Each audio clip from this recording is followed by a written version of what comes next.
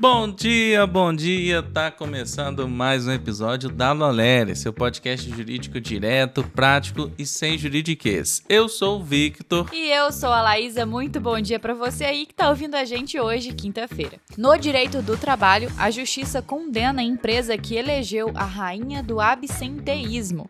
E no consumidor, o STF discute se o mínimo existencial de R$ 600 para os superendividados fica ou não em pé. No Constitucional, a primeira turma do STF apresenta o balanço dos processos pelos atos de 8 de janeiro. E no tributário, uma liminar suspende a taxa de localização e funcionamento para escritórios de advocacia em Corumbá de Goiás. E no penal, a PF apura supostas interceptações ilegais atribuídas a Sérgio Moro. Mas antes da gente falar aqui das nossas notícias, eu quero ler o comentário do Guilherme Chaves. Ele disse assim: bom dia, pessoal, ouvindo o melhor podcast de notícias jurídicas no meu aniversário hoje. Obrigado pelo ano e por nos manter muito bem informados. A gente agradece a você, Guilherme, meus parabéns, feliz aniversário. E a gente aproveita também que a gente já tá aí em clima de final de ano para agradecer todo mundo que acompanhou a gente durante 2025 e 2026. A gente tá junto, hein? É isso aí, Guilherme. Feliz aniversário. Então, bora pro episódio de hoje. Pegue um café, coloque um fone e bora entender como essas decisões estão moldando o direito no Brasil.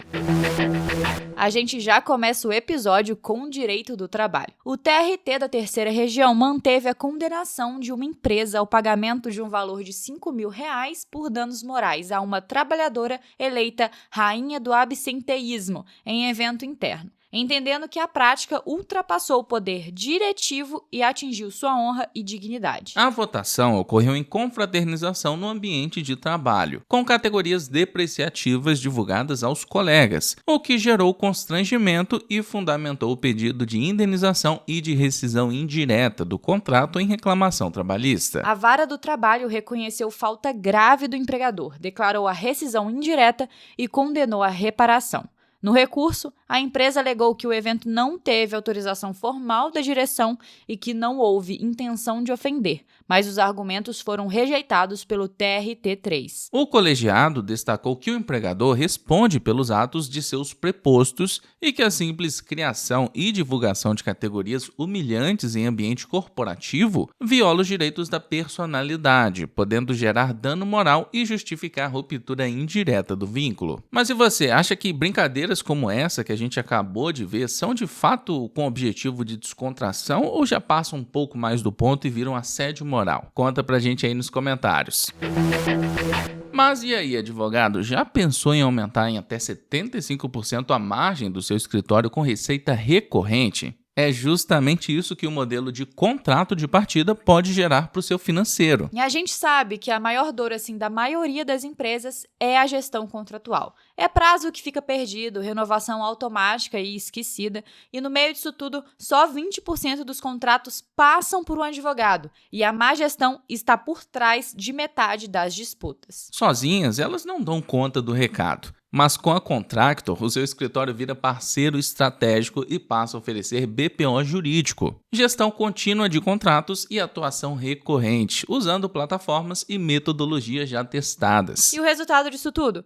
Previsibilidade de receita para você e mais segurança jurídica para o cliente. Quer entender como colocar isso na prática no seu escritório? Clica no link que está na descrição desse episódio. Bora voltar com as nossas notícias com o direito do consumidor. O STF começou a julgar ações que discutem decretos presidenciais que fixaram em R$ 600 o mínimo existencial, a parte da renda que deve ser preservada na cobrança de dívidas de consumidores superendividados. Esse mínimo decorre da Lei do Superendividamento, Lei 14.181 de 2021, que protege a subsistência básica do consumidor, mas não fixou valor. Os decretos definiram R$ 600 como referência nacional, em substituição ao critério vinculado à percentual do salário mínimo, e são questionados por entidades que consideram o montante insuficiente para despesas essenciais. Relator das ações, o ministro André Mendonça votou pela validade dos decretos, afirmando que a definição desse valor integra a formulação de políticas públicas do Executivo. É tema dinâmico e pode ser revisado periodicamente, cabendo ao STF intervir apenas diante de violação manifesta a direitos fundamentais. fundamentais. O ministro Alexandre de Moraes pediu vista no plenário virtual, suspendendo o julgamento por enquanto. Até a decisão final, segue valendo o parâmetro de R$ 600, que impacta diretamente renegociações de dívidas e atuação de credores à luz da lei do superendividamento. Nossa próxima notícia é de direito constitucional. A primeira turma do STF divulgou o balanço dos processos sobre os atos de 8 de janeiro de 2023. São 1.734 ações penais, sendo 619 por crimes mais graves, como tentativa de golpe de Estado e organização criminosa, e 1.115 por infrações menos graves, como incitação ao crime. Até o fim de 2005, foram 810 condenações, 395 em casos graves e 415 nos demais, além de 14 absolvições. Também houve 564 acordos de não persecução penal com prestação de serviços, atividades educativas sobre democracia e pagamento para reparar danos ao erário. Ainda tramitam 346 processos em fase final de instrução e 98 denúncias já oferecidas, muitas sobre financiamento e organização dos atos. Entre setembro e dezembro, a turma fez 21 sessões específicas, julgou 4 ações com 31 réus e ouviu 154 testemunhas, com decisões que variaram entre condenações integrais, parciais, desclassificações e absolvições. O STF apontou que cerca de 45% das responsabilizações vieram por acordos, 31% resultaram em penas de até 2 anos e meio e 24% em penas superiores a 12 anos. Segundo a Corte, o balanço marca a atuação do tribunal na resposta penal e na defesa do Estado democrático de direito.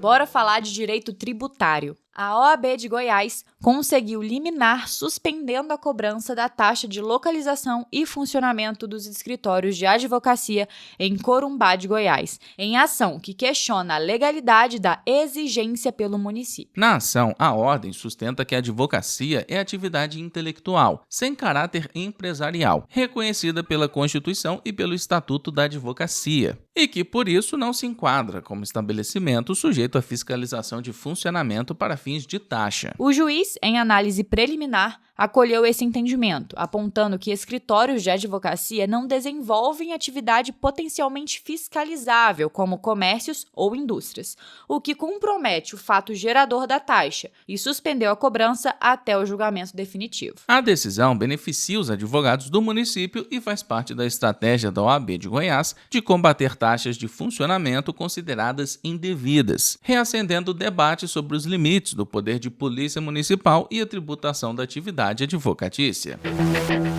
E vamos agora com o direito penal. A Polícia Federal informou ter identificado elementos que apontam para supostas determinações ilegais de interceptações telefônicas envolvendo autoridades públicas, atribuídas ao ex-juiz e ex-ministro da Justiça Sérgio Moro, em inquéritos que apuram abuso no uso de monitoramentos estatais. Esse material teria surgido a partir de diligências em investigações correlatas, com análise de documentos, registros digitais e comunicações internas, e levanta indícios de monitoramento sem observância dos requisitos da Lei nº 9.296 de 1996, que exige ordem judicial fundamentada e critérios de necessidade e proporcionalidade. A PF ressalta que a apuração ainda está em fase preliminar. Não há conclusão sobre a autoria ou materialidade, e os elementos serão encaminhados ao Ministério Público, que vai avaliar se há justa causa para eventual responsabilização penal. Moro, por sua vez, nega qualquer interceptação ilegal e afirma que sempre atuou dentro dos limites legais e constitucionais. O caso reacende o debate sobre os limites da atuação estatal em investigações criminais e sobre o controle do uso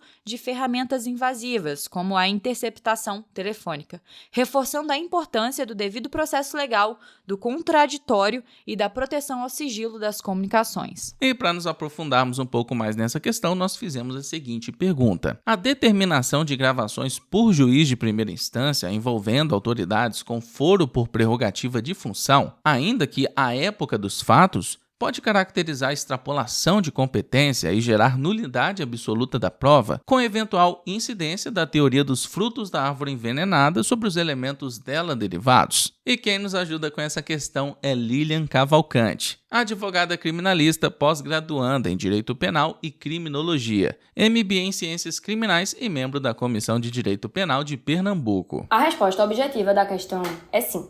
Trata-se de um cenário clássico de extrapolação de competência, com potencial para gerar nulidade absoluta.